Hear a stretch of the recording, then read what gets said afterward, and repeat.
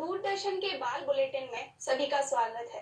मैं कोमल कुमारी मीना आप सभी का स्वागत करती हूँ। सबसे पहले आज के मुख्य समाचार।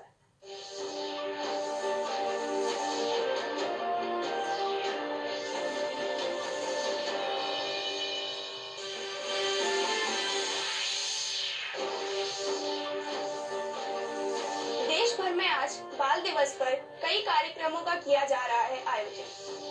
राष्ट्रपति द्रौपदी मुर्मू ने विभिन्न स्कूलों और संस्थानों के छात्रों से की मुलाकात। मुख्यमंत्री अशोक गहलोत और विधानसभा अध्यक्ष ने बच्चों को दी बाल दिवस की शुभकामनाएं।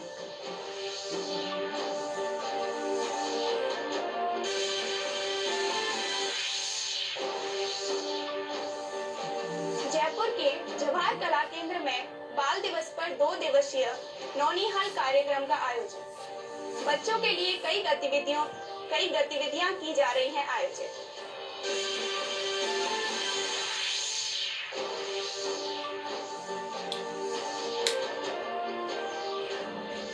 राजस्थान विधानसभा में तैयार किया गया राजनैतिक आख्यान संग्रहालय आज से स्कूली बच्चों के लिए खोला गया।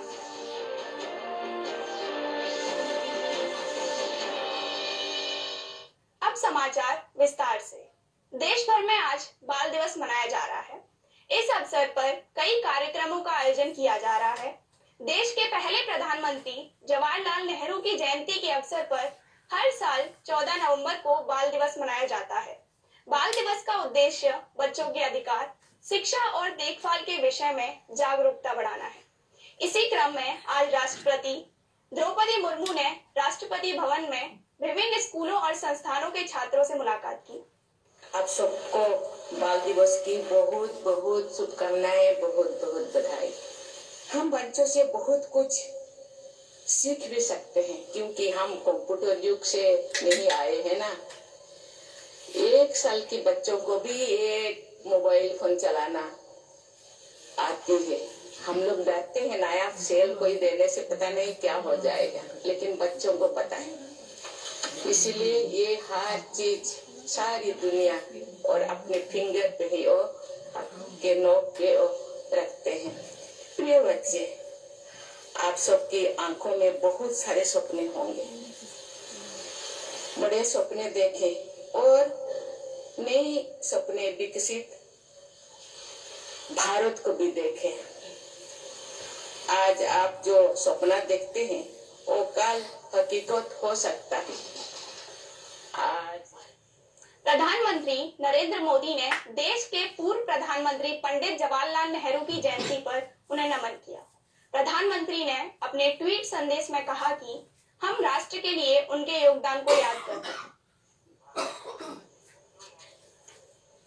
मुख्यमंत्री अशोक गहलोत ने प्रदेशवासियों, विशेषकर बच्चों को बाल दिवस की हार्दिक शुभकामनाएं दी है। मुख्यमंत्री ने अपने संदेश में कहा है कि राज्य सरकार बच्चों की शिक्षा और स्वास्थ्य की दिशा में लगातार काम कर रही है। उन्होंने कहा कि हमारा प्रयास है कि हर बच्चे की नींव मजबूत हो और वह पढ़ लिखकर जिम्मेदार नागरिक बने। विधानसभा अध्यक्ष डॉक्टर सीपी जोशी ने भी प्रदेशवासियों को बाल दिवस की शुभकामनाएं दी हैं। जयपुर के जवाहर कला केंद्र में बाल दिवस के अवसर पर आज से 2 दिवसीय नौनिहाल कार्यक्रम का आयोजन किया जा रहा है। इस अवसर पर कला और संस्कृति मंत्री डॉबीडी कल्ला ने नौनिहाल के पोस्टर का विमोचन पर कार्यक्रम का शुभारंभ किया। इस मौके पर डॉक्टर कल्ला ने कहा कि पूर्व प्रधानमंत्री जवाहरलाल नेहरू ने देश के मूलभूत ढांचे का निर्माण किया है। हार्दिक बधाई देता हूँ।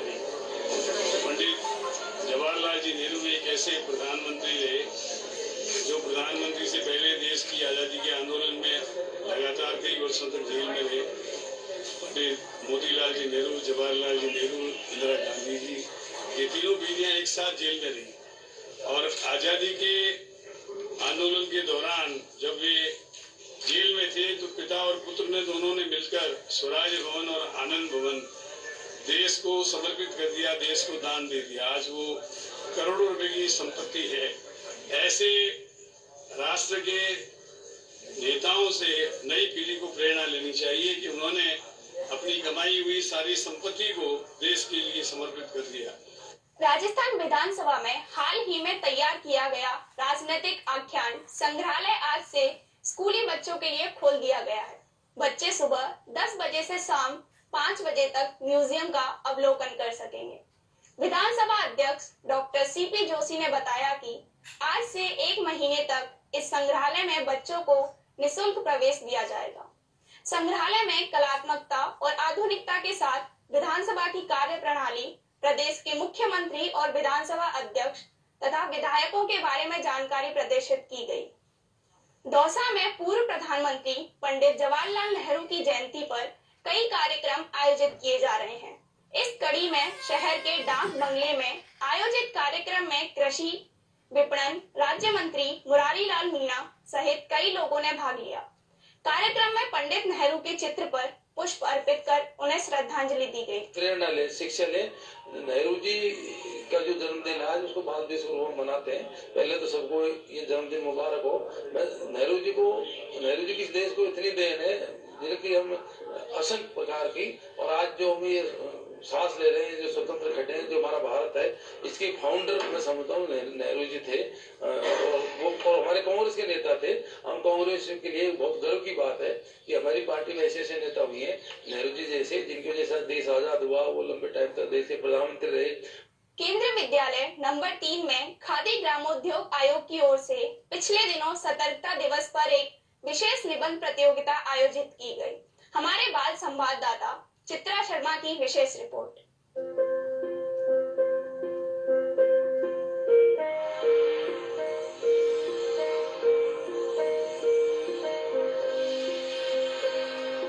केंद्रीय विद्यालय क्रमांक 3 में सतर्कता और जागरूकता सप्ताह खादी और ग्रामोद्योग आयोग से आयोजित किया जा रहा है। केंद्रीय विद्यालय क्रमांक 3 जयपुर में कुछ काफी सारे बच्चे जो है निबंध प्रतियोगिता में भाग ले रहे हैं, और जिससे उनको पता चलेगा कि ईमानदारी एक एक्चुअली देश में कितना बड़ा महत्व रखती है, जिससे हम अपने परिवार को, समाज को, देश को किस तरह से हम उसको बचा सकते हैं। अब हम हमारे साथी से कुछ पूछना चाहेंगे कि वह इससे क्या क्या सीख रहे हैं। आज की इस निबंध प्रतियोगिता में मैंने भी पार्टिसिपेट किया है, और मैंने इस प्रतियोगिता जो मैं लिखा है वो ये है कि ईमानदारी हमारे जीवन की एक बहुत महत्वपूर्ण हिस्सा है, और अगर हमारी युवा पीढ़ी को, समाज को और हमारी पूरे इंडिया को अगर प्रोग्रेस करना है तो उसके लिए ईमानदारी एक सबसे बड़ी नींव होती है। सभी विद्यालयों में बोर्ड परीक्षा की तैयारियां जोरों पर है।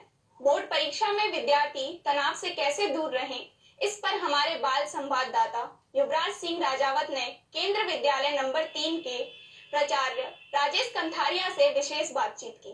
राजेश कंथारिया जी से तो हम उनसे केंद्रीय विद्यालय करना चाहेंगे कि बच्चे जो परीक्षाओं में उनसे जो दबाव उनके ऊपर होता है कि कैसे हम परीक्षा देंगे, तो शुरू घबराहट सी होती है, तो हम उससे कैसे निजात पा सकते हैं। हमको सबसे पहले तो एक प्लान वे जो होता है उसके अंदर हम लोगों को अपना अध्ययन करना है।